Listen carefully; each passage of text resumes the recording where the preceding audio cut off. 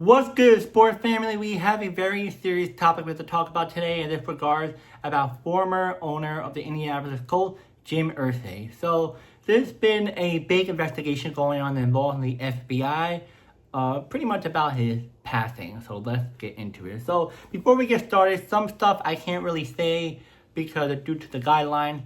So I'm going to just give you guys, spell it out, or I'll just say something that's close to what I'm going to be saying. So let's start from the beginning. This is back in 2014. It's OVI and DUI arrest. So he had an arrest back in 2014 of March 16th. The Colts owner, Jim Irsay, was arrested in Indiana on suspicion of operating a vehicle while intoxicated and possession of prescription. I'm not going to say it, but, So he was arrested because not only drinking, but also what he had in his car. Now, details of the stop. Police stopped Irsay for, bad driving. Officers found multiple bottles and medications, over $29,000 as well in cash in his vehicle. Toxicology showed a certain drug called OXY and HYDORCODONE, and anti-anxiety as well in the system. Charges and outcome of the multiple felony counts were reduced, and Irsay pled guilty to one misdemeanor. He was sentenced to 1 year of probation, subject to random testing, and license was revoked. The NFL suspended him for 6 games and fined him $500,000 under the league personal conduct policy.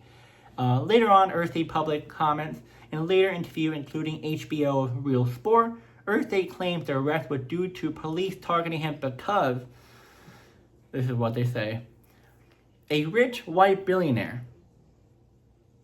Yeah. Though he acknowledged past struggles with addiction. Yeah, okay. Trying to grasp that. Because they arrested because you're a rich white billionaire. Oh my god. Now, additional medical overdose incidents prior to passing. So this is like 2 years or a year before his passing. So these aren't formal legal, part of the investigation, but they have relevance because of police involvement and question about substance use. So it's not involved in it, but it relates to it. So this is back in December of 2023 incident. Police responded to Irsay's home in Carmel, I think that's in Indianapolis, after he was found unresponsive and breathing abnormally. Officers arrived, and there was a certain drug that he used to reverse what he had, but he was able to respond slightly. Police noted that it was unknown what he had ingested before their arrival, and the incident report classifies the medical emergency as a overdose. Colt framed his absence as due to a severe respiratory illness, and the family declined to discuss further. There are also reports of at least 3 overdoses between 2020 to 2024, including a hospitalization after an overdose at a Florida resort, and one on the island somewhere in 2020. So, let me break it down a little bit further. He was unresponsive, breathing very differently. When the police came, they didn't know what he had in his system. What was it? And then he had to step away from the organization, so the organization had to pretend it was an illness. So the family didn't want to discuss further, so this definitely would have affected their reputation if all this came out, and maybe something bigger would have changed the organization to a new owner, who knows. But it's interesting that he had 3 overdoses from 2020 and 2024 between those times in those 2 different places. Maybe even somewhere else, or maybe even more than that, who knows. But you see already that there's a certain addiction that he was having, and it relates to it. the pills that we're taking. But I'm going to say this.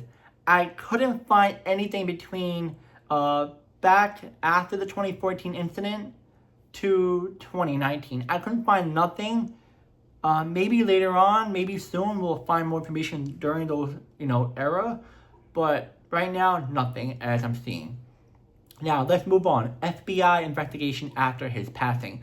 So since Jim Irsay's death in May of 2025, the FBI issued, certain stuff that they see that medical treatment and substance use leading to up to his death. So they see certain stuff. They're like, wait, we need to look more into detail into this. So they issued a, information and want to look more into it. Now, this is a key point of federal inquiry. The FBI issued a grand jury seeking records tied to Jim Irsay's suspicious use and his relationship with Dr. Harry, I cannot pronounce the last name, the California addiction specialist who treated him.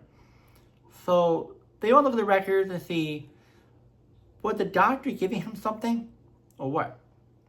Investigators want to understand the prescription pain medication and other stuff that Irsay was taking, given the concern over 200 opioid pills were prescribed before 2 emergency overdoses in December of 2023.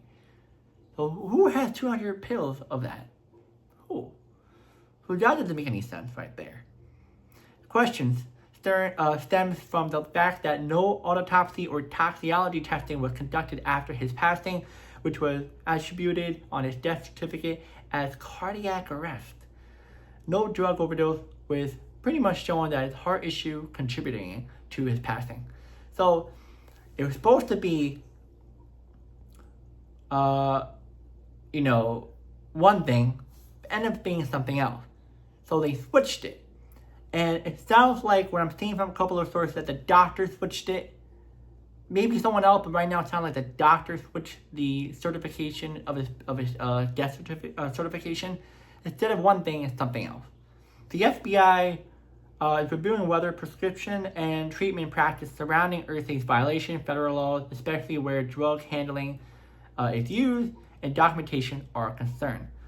So the FBI is still looking into Irsay's death and seeing like, this doesn't add up. This doesn't add up. What? Huh? Because, like I said, back in after 2014 to 2020, we had no idea if he'd been taking, more stuff. We have no idea. I'm guessing he has. I'm guessing. But if he was off for those years and got back on, okay. But they're not going to tell you every little thing. I have a weird feeling that he must have took some type of pill during those 5 to 6 years gap. Because back in 2020 to 2024, he was taking something. Come on, multiple times. So, I'm not going to tell you, oh, it's this or it's that, but I have a really strong feeling. Yes, he's a rich man. Yes, he has a lot of connections. And yes, he had the Dr. Harry, who was a California addiction specialist who treated him. But I'm not going to say maybe Dr. Harry. I'm not going to say it's someone else. I feel like either the doctor or someone that he knew, either outside of the medical field or in the medical field, that got these stuff. We have no idea. So I'm not going to point the finger of this person, that person. You can say Dr. Harry because that's like the only person that sounds like it's involved mostly the whole time that's treating him. But we don't really know if Dr. Harry really did it or not. We have no idea. This is interesting. I never thought it was like this. I never heard of any of this when he passed. It sounds like just a regular passing. I don't know who really notified the FBI. Maybe the daughters were kind of confused, like how did he pass? And they looked into this. I have no idea, but it sounds like Jim Irsay wasn't, I would say, the man that we all knew on TV. Not saying he's a bad man, but it sounds like he had some personal stuff that, you know, he had to figure out within himself. You know, people go through a lot of stuff, and we don't know why he did this and how he did this. But yeah, man, this is very, very interesting, very shocking.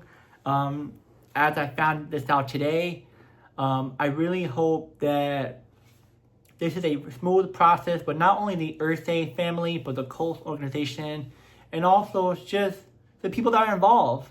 We're just out waiting to see if there's anything that pops up either next week, next month, a couple of months.